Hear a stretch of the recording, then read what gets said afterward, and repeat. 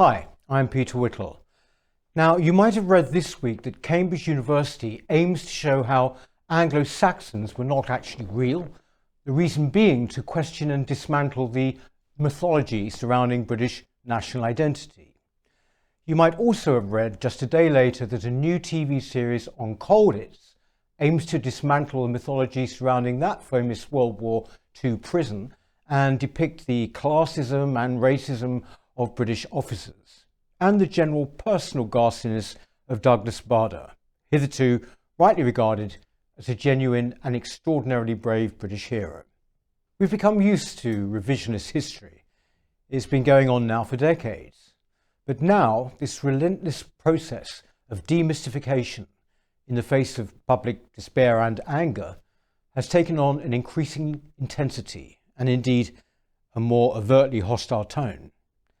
Such efforts as those above are usually justified as being open-minded attempts at balance or putting the record straight. But such claims are made in bad faith. These re-examinations are never positive. Britain and its heroic figures never emerge enhanced. No event or individual increases in public esteem as a result. It is always one way.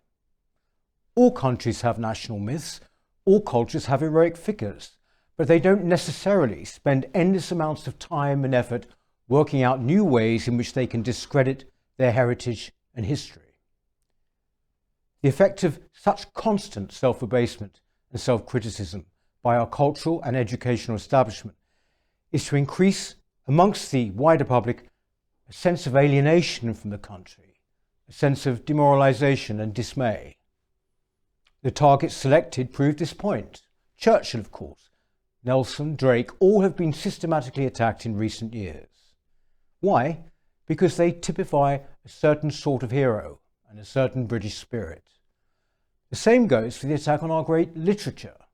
So what do Roald Dahl, Ian Fleming, Agatha Christie, P.G. Wodehouse and now Beatrix Potter all have in common?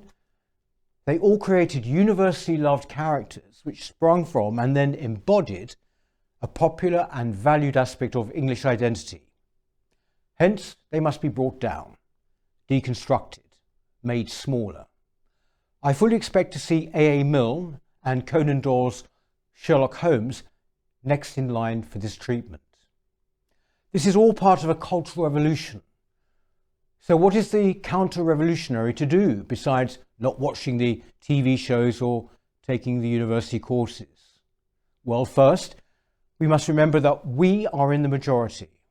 This self-abasement is not a grassroots movement, far from it.